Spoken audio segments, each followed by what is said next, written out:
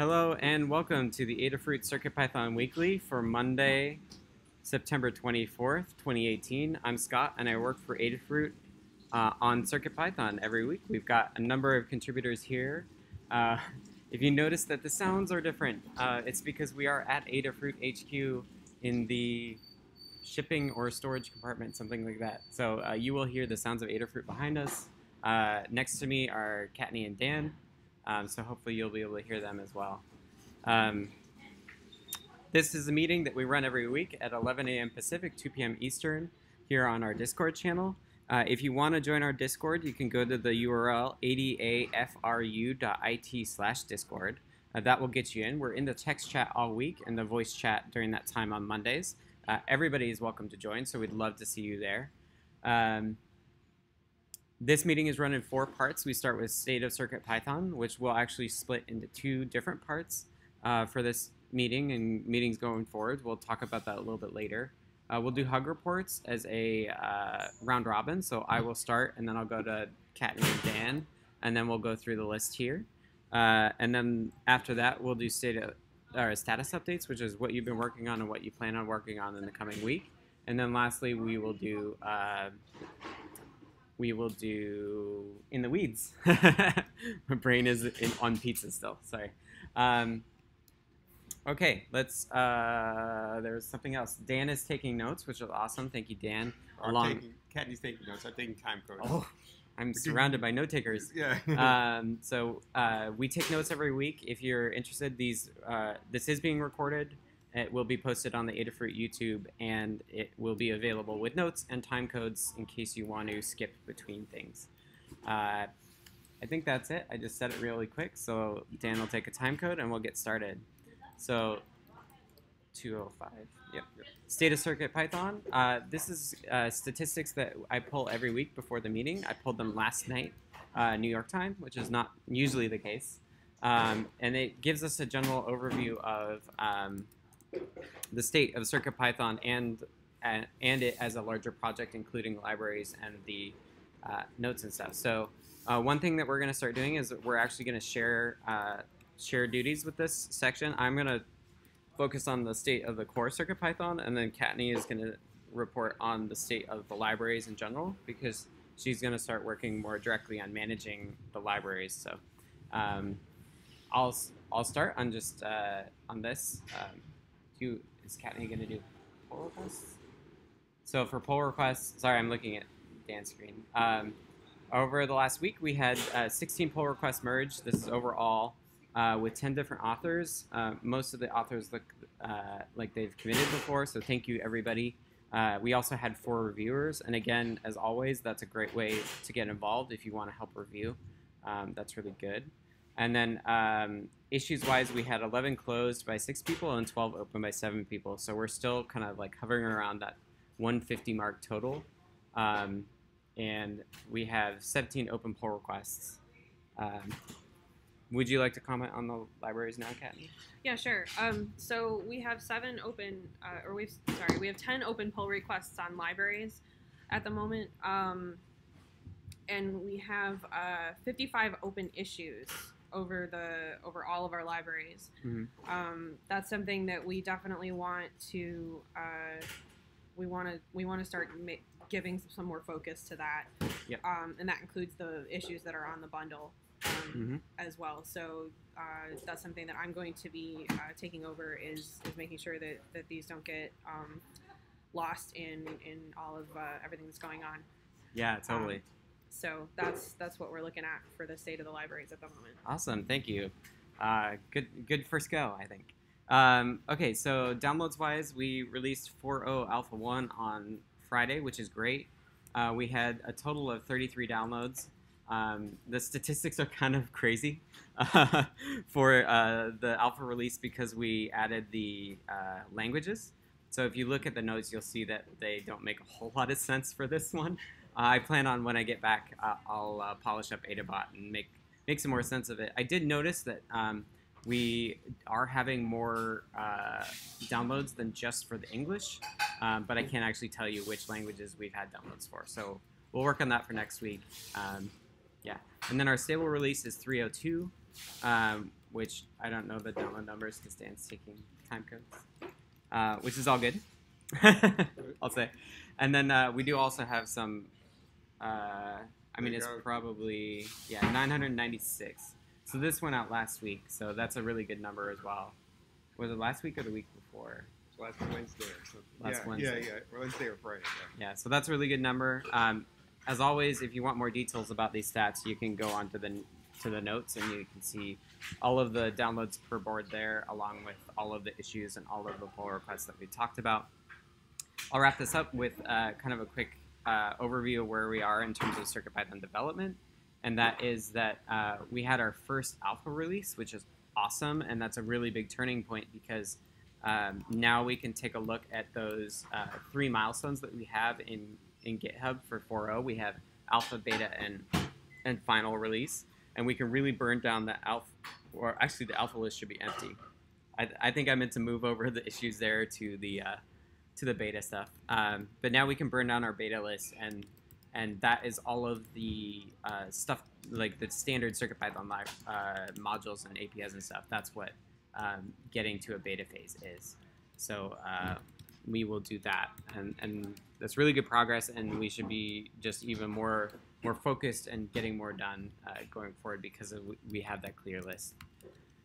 Okay, so that is the state of CircuitPython. Time code 638, and we'll do Hug Reports.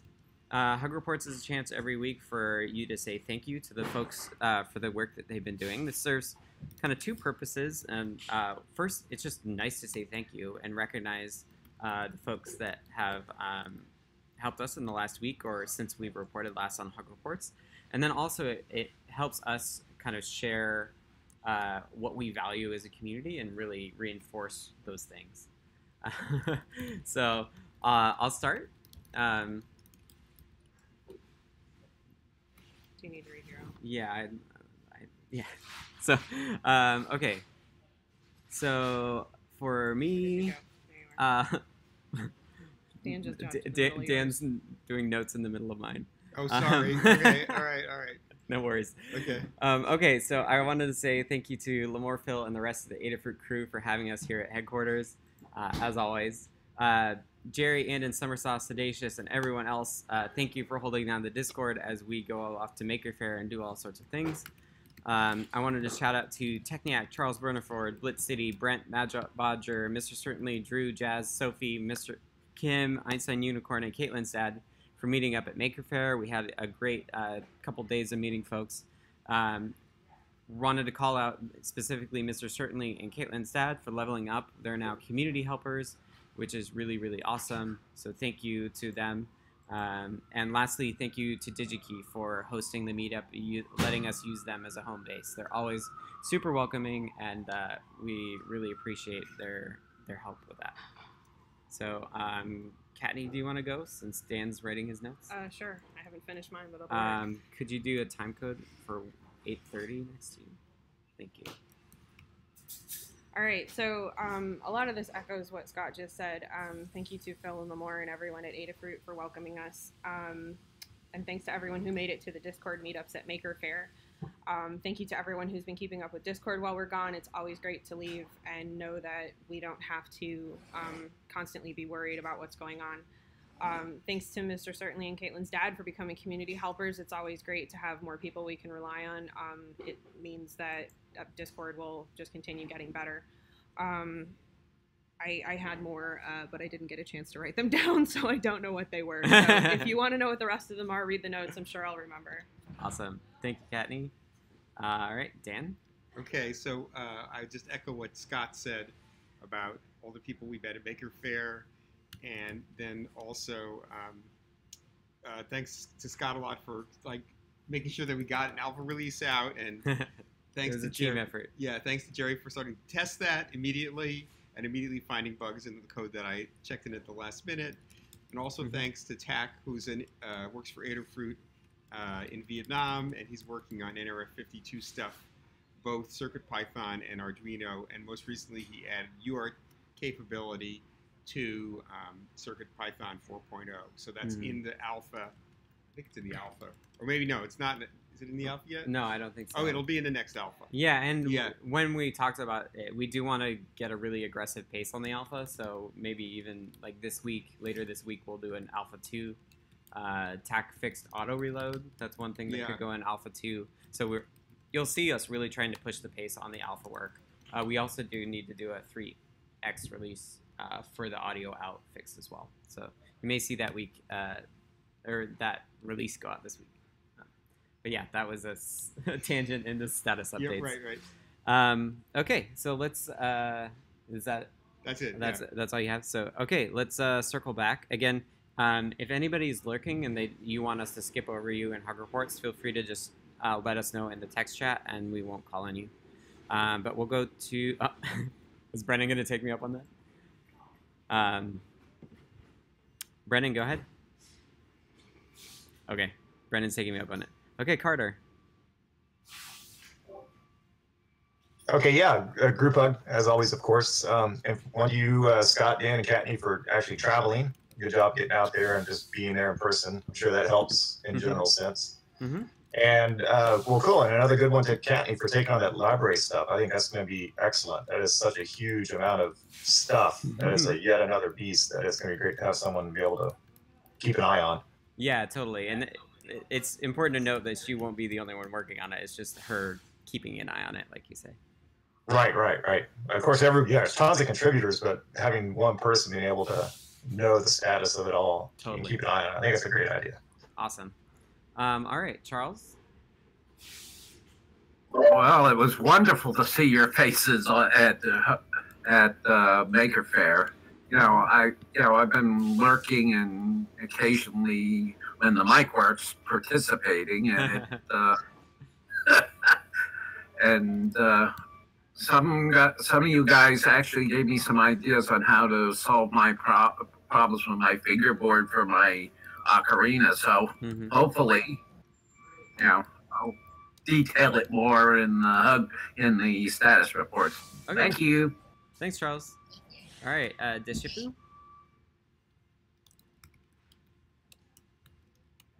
Is typing. Group hug from Deshipu. Awesome. All right, Drew.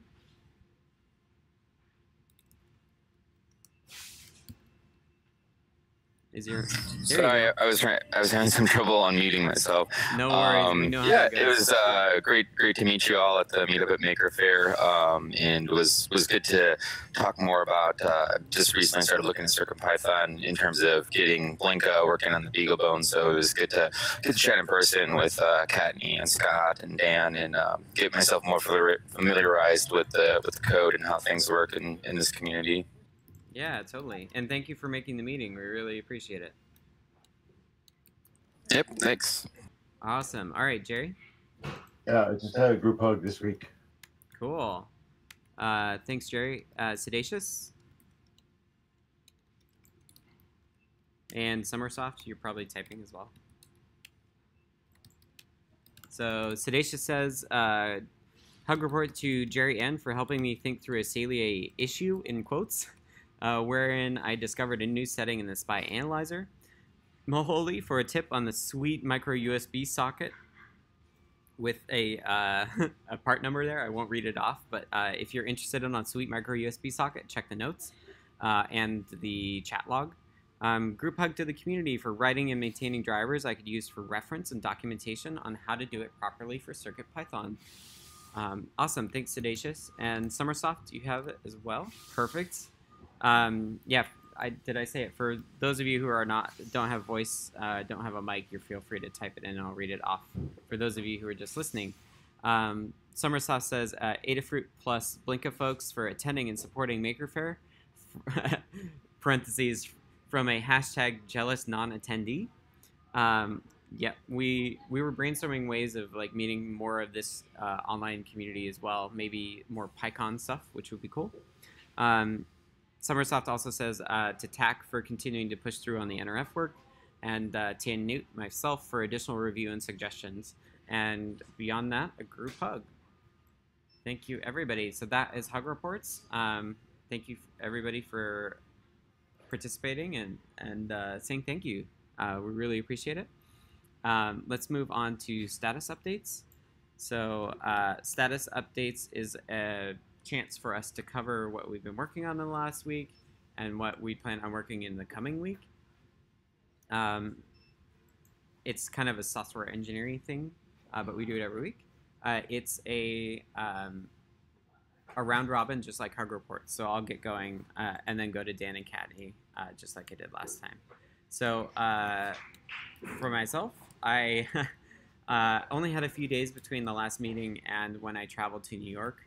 And in that time, I got kind of distracted by the Game Boy work that I was doing. If you saw the show and tell on Wednesday, you saw me demonstrate that it's now playing music, which is super exciting. And that music is being queued up by Python, which is cool. So I traveled on Thursday, and then on Friday I released Alpha 1. It was kind of like something that Dan and I kind of both worked on. Dan did a merge that we needed to do for that, and then I kind of finally pushed it out. I did the release notes and blog posts and stuff as well. Since then, we were in New York on Friday, got in on Thursday. We went to Maker Faire this weekend. We had lots of really, really good discussions.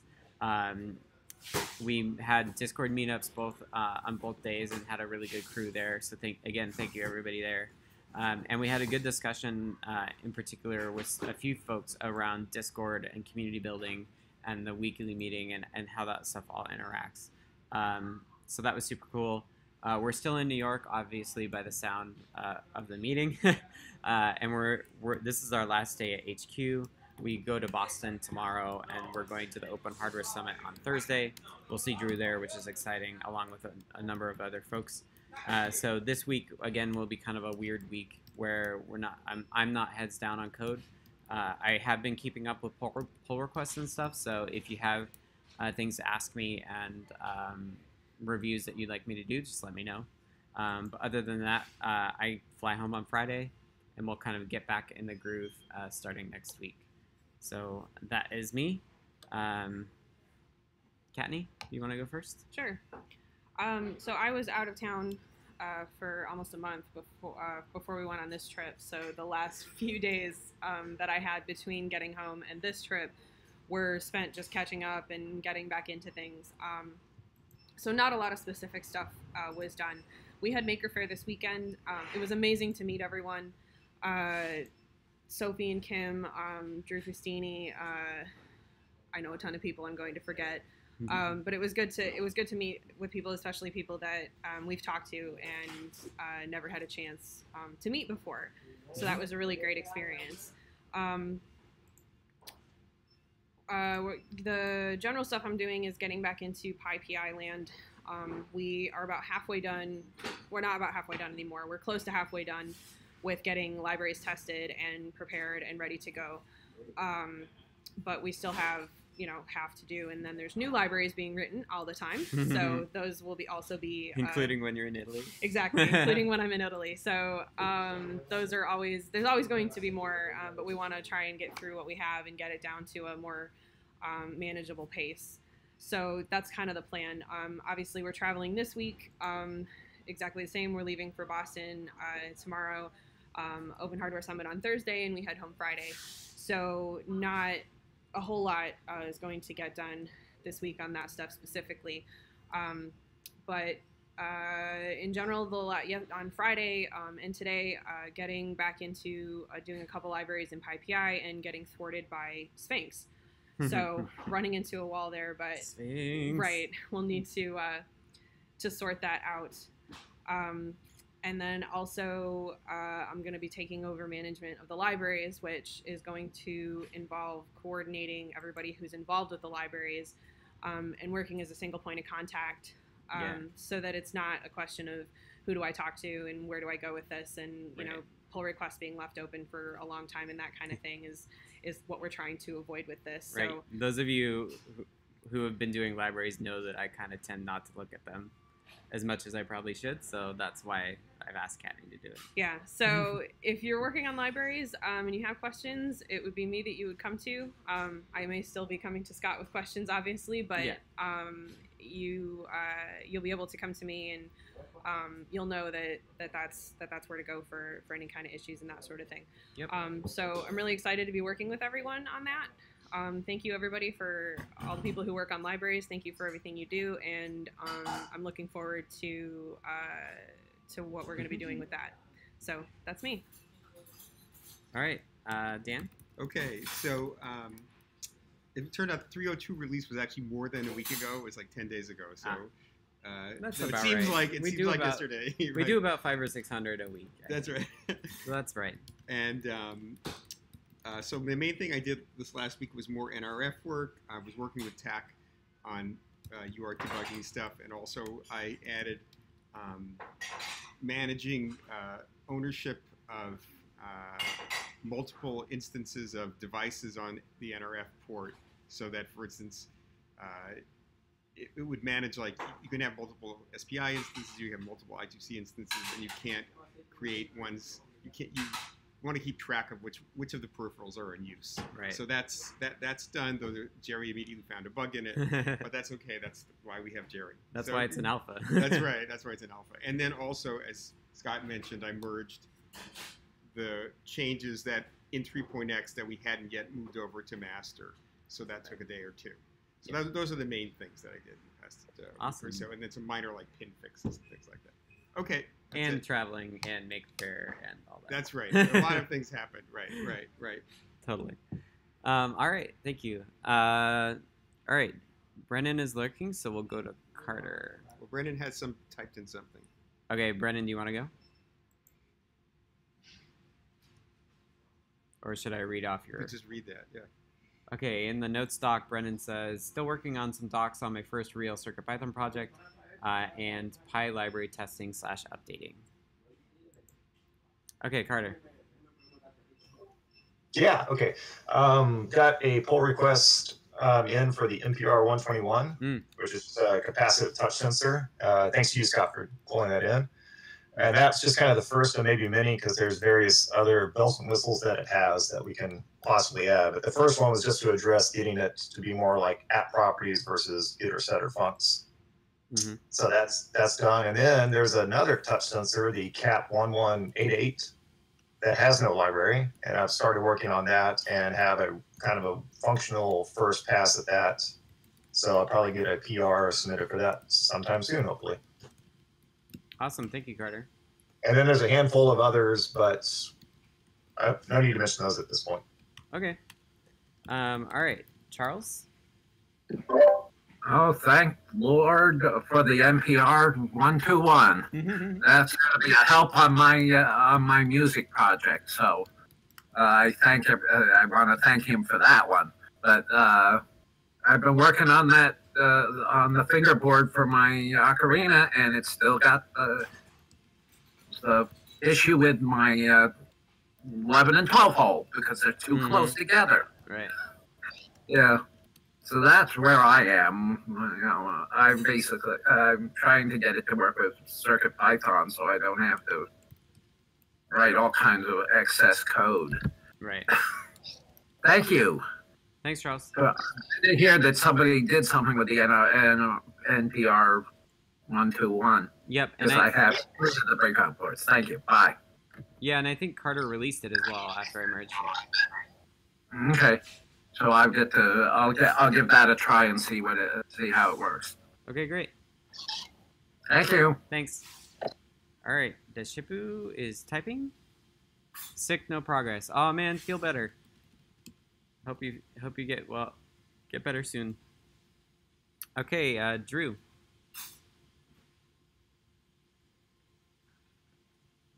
What's your status update? I'm too slow on a meeting. No I had gotten into a pull request in to add all the GPIO pins on the BeagleBone Black to Blinka. And this week I'm going to be traveling to the Open Hardware Summit and helping to get that ready. So once I get home from there, I'm looking forward to hopefully adding SPI and I2C support to Blinka for the BeagleBone Black. After talking to you, that seems like probably the most important thing to have working. Yeah, I think so too. Cool. That sounds awesome. All right, Jerry. Yeah, I spent a bunch of time playing with the Alpha 4 release, and yeah, having fun finding little issues, but actually finding that it's all working really pretty well. And particularly playing with adding some devices to the dongle board, just trying it with I2C and SPI device. Mm. And again, except for one little issue with the SPI, it's working really well. And then a false alarm.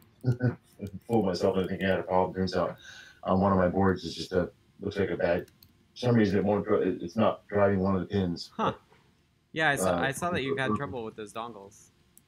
Yeah, but I think my guess is it's either a bad broken trace somewhere or something else, because the different board works just fine. Two of the boards work fine. So. I won't spend much more time on that other than staring at the board trying to figure out what's wrong with it. Right. And let's see what was the other. Oh yeah, so I was glad to see a question come up about using the some of the PyPy stuff. I keep forgetting to try more libraries on the Raspberry Pi, so it was fun to try the STMP E610 library, and it worked just fine on the Raspberry Pi. No changes necessary. Good. That was really... And, yeah, thank you for testing that. Yeah, sure. And anything like that comes up, reach out. Happy to try them. Awesome.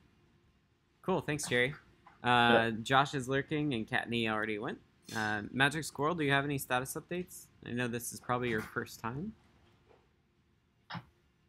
Probably just lurking. Sedacious and Summersoft, why don't you go ahead and type in, and I'll read yours off. So Sedacious says, oh, we got a picture. Status, spent half the weekend writing the Max 31856 driver and was able to finish up a decent looking first pass. I'll work with Katney to get it checked in and reviewed. Ping me if you can test it. Spent the rest of the weekend working with the wife to prep and pour the first half of the mold for her baby raptor sculpture, which there is a picture on. So if you're listening only, take a look at your YouTube right now. And look at the Instagram link there. Send a like that way, I'm sure. Sedacia says, this week I'll be helping V with finishing the mold, pulling casts, and general prep for DesignerCon with a link. Sedacious is out of town starting Thursday into the weekend. But if I can get USPS to give me my 1" by 1" board, I'll try and get it assembled and running CircuitPython before I leave. Ooh, 1" by 1". Nice. Is that for the contest? And Sedacious also says, also I haven't forgotten the tutorial I'm working on. I spent many a precious shower minute working on an outline that I'll actually write down and flesh out when I'm flying later this week. Shower time is a good brainstorming time for sure. Okay, and Sedacious says it is for the update. Okay, so for Summersoft says for frequency in, now reading count successfully, stumbled upon command.read sync as a step I was missing there. Interesting, that's good to know. Now to adjust value calculation accordingly.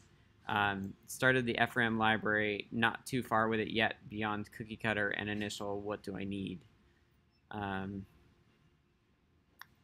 Cool.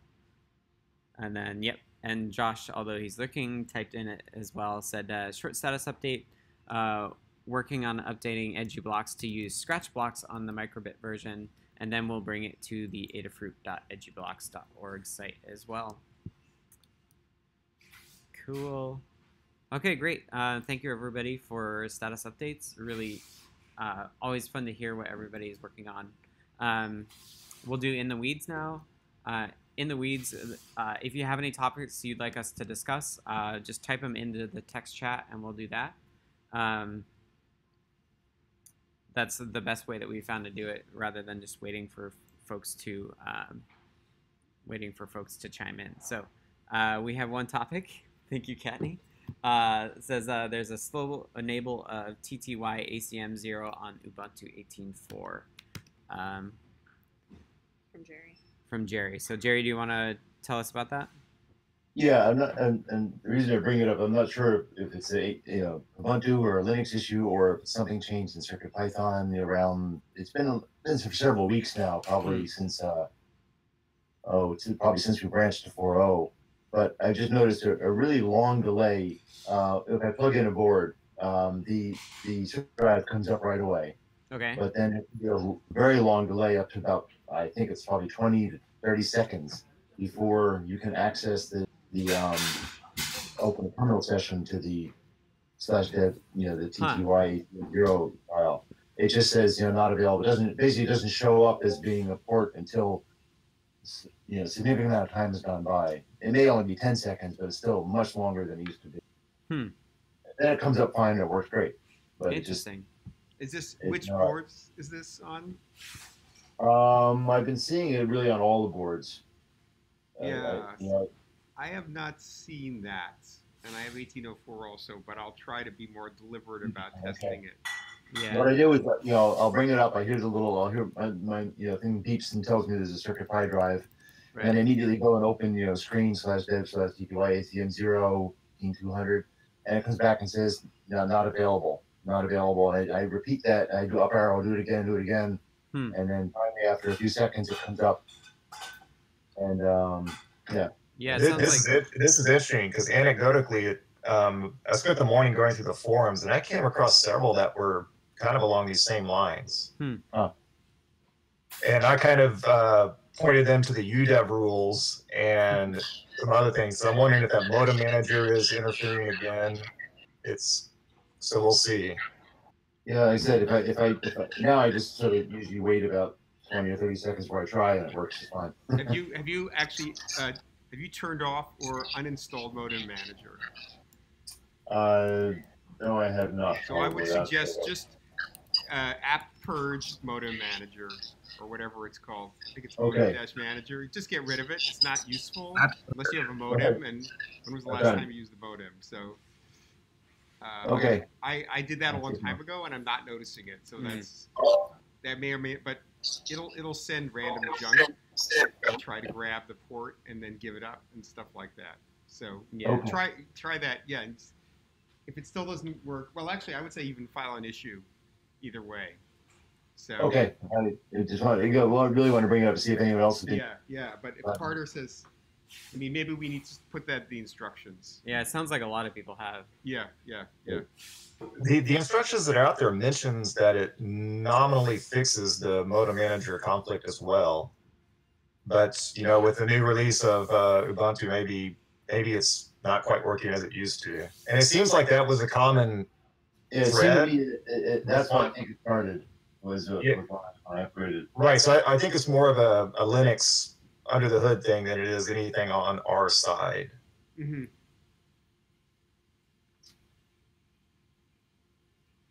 Bye, Sedacious. Thank you. Bye.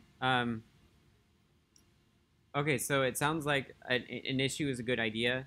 Carter, for the stuff that you're seeing on the forums, like my scope in terms of what I see on the forums is just the MicroPython and CircuitPython one. So please let us know if you do see something outside of that, because I think Dan sees those, but I don't ever see them. I read the non-CircuitPython ones about once a week, so I don't necessarily keep up with that. But feel free to move them to the CircuitPython forum. Yep. Then we'll notice them, I think. Right. Yeah, I get the emails just about that forum. Yeah.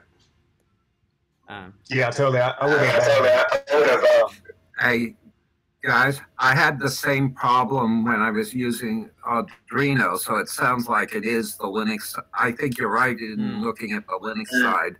Yep. When I try to connect boards to the Arduino IDE, it's the same problem. I just recognition of the port. I just removed the modem and throw it away. You just removed it, Jerry? Yeah, there's an echo here, but I just took out modem manager, and first try it came up immediately. So perfect. Of course, that's how fast Jerry tests things. Yeah. Awesome. I'll try it on some other boards, and I'll put a note in the issue. Okay, that would be good to know. Okay, thank you. All right, next we have from Carter, PyPI for new libraries, what to do? We haven't figured that out. At the moment, I'm doing them all. There's a set of credentials that are needed to do the beginning of it. What we might want to do is split it into two very distinct steps, each with sub-steps, and I can take care of the part that needs credentials, and then the person writing the library can then take care of the parts that that don't need the credentials. Like once the credentialed bit is done, then anybody who has access to do a pull request can do the rest of it. But we haven't really sorted that out because this is all relatively new. Yeah. So Carter, I don't have a good answer for that right now. No, that's fine. I figured this was, the answer was going to be this is all something that's in work. But I ran into it when I created the new library or the new repo for the CAP 1188. Yep. It's a brand new thing. So I went to Cookie Cutter, ran through it all, and just kind of like noticed like, oh, there's really nothing here that's doing anything for PyPIs. No. So it's not at all, because the first step is something that can't be in Cookie Cutter. Right, but we could put setup.py in there, right? We could, and we could put requirements.txt in there as well. So that would probably be a good first step if anybody wants to do that. Hint. Wants to add a requirements.txt and a setup.py with just general information in there. To the Cookie Cutter. To Cookie Cutter, that would be amazing. But otherwise, it's kind of going to be, we're sort of still figuring it out. Yeah. Okay. Yeah, that's fine. So for now, I'll just proceed as normal, and Yeah. I guess you just have to manually bootstrap whatever's needed in. Right. Yeah, it's not a problem. Obviously, we And want to then, make it. and in the long run, maybe we'll have something better. That's Yeah. cool. Yeah. That would be ideal, and is the plan. And we can also Yeah, just another good reason why it's great to have like you be a focal for libraries, because someone can actually keep on this as something that needs to get worked on. Well, given that I'm the only one doing the PyPI stuff right now, I have no problem being the one who makes sure that other people are able to do it. yeah. So. And we can give credentials out to the people that are doing it really commonly too. Okay. Because the credentials they're for the Adafruit Adabot account on PyPI. They're not personal credentials, so we can share those to those that are doing it commonly and that we trust, obviously. So at that point, it'll be me walking people through the first couple, because the first couple are a beast. Yeah, and it's not very, I didn't document it very well either. And that's something you documented it pretty well, but it's a good start. So yeah. I'll be able to take what you documented and Right. improve on that, and not have to redo the whole thing, because that was you covered most of it. So I won't be starting from scratch there. But I think a centralized place where that's documented would be good. That isn't an issue, so we're not leaving something open. Right. And then walking people who are doing library work. So Carter, you might actually be a great guinea pig for that. So we could try walking you through the whole setup and see how you feel about it. Sure. Yeah, no problem. Just if you need me to be a guinea pig, just let me know. Excellent. That probably won't happen this week. That'll be something that'll happen next week. But I feel like that's something Right. we don't want to put off for too long. So probably next week, if you can make some time, or if you have some time. I can understand, because you're on travel and stuff. Yeah, when you just get back and you're ready to do this, just ping me. Okay. We'll just go from Will there. do. Sounds good. And then we can figure out and have a better answer. Exactly. Okay. Anybody have any other topics they'd like to cover in the weeds? Summersoft is typing. Summersoft is typing. But who knows about what? Exactly. It's a mystery until it happens. Right, we can vamp now. We're in person. It's not just me vamping. Yeah, I think talking about just our travel, I think next week I really want us to hit the ground running. Yeah, for sure. So, you've talked about, and I kind of surprised you with the library stuff, but I think this is a really good time for you because you just came back from vacation, and we're on vacation kind of now. We're out of town now, but next week you'll see Katney hit the ground running with the library stuff. You'll see Dan hit the ground running on NRF stuff, and then I've got some display stuff and some audio stuff that I'll be doing on my side, and you'll see that, go. Okay, Josh says chances of a Circuit Playground extension for Scratch 3.0, and I would say I have no idea. I don't know anything about Scratch 3.0, so you're the You're the person that would know best for that, Josh, is what I would say. And if you think that it's something that we should do, that we can do, please let us know what's involved in that. That's what I would say. Okay, and then Summersoft was asking Carter about finishing the FRAM. Summersoft has allergies to PyPI. So there's some discussion in the chat about how fun PyPI is. But it's really, I would say it's not that bad. We have a the list is kind of long for the steps to do PyPI, but we do have a list. And it's long because we really divided out every single step, to make sure that everything gets done. It's not, there's explanation in it that once you've done it a few times, the steps are actually much shorter than they look like they are in the documentation, because right. The documentation is super detailed about every single thing. So it's definitely, it seems overwhelming at first, but it really isn't. It's a learning curve more than an actual long task. Yes, that's a good way to put it. Yeah. All right, I didn't see any other in the weeds stuff, and obviously this is our kind of oddball meeting because we are in New York. The interesting note is we did do one like this last year, so the second meeting on the playlist is like this as well. So I thought we'd do it. We'd get it out of the way. So thank you everybody for making it. Again, sorry I was a little bit late. I had a kind of a long lunch with a friend here.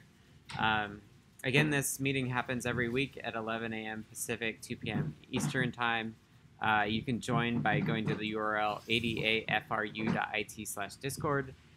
You can find us in the text chat there all week long, and in the voice chat during the meeting. Occasionally we're in the voice chat otherwise, but not usually.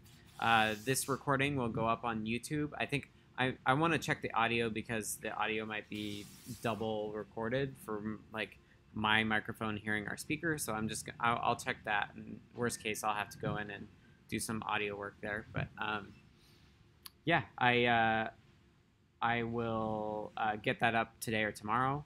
And along with that, the notes that Dan and Kattni have been helping with. I really appreciate it. I kind of just didn't even think about the fact that my screen is like way smaller than it normally is. So I can't have all the windows and everything open like I can usually. So yeah, thank you to everybody for making it. Anything else you two would like to say? No, I think you pretty much covered it. Thanks everybody for coming out. Yeah, thank you everybody. Yeah, thank you. Enjoy the rest of your visit and stay and travels. Thank you.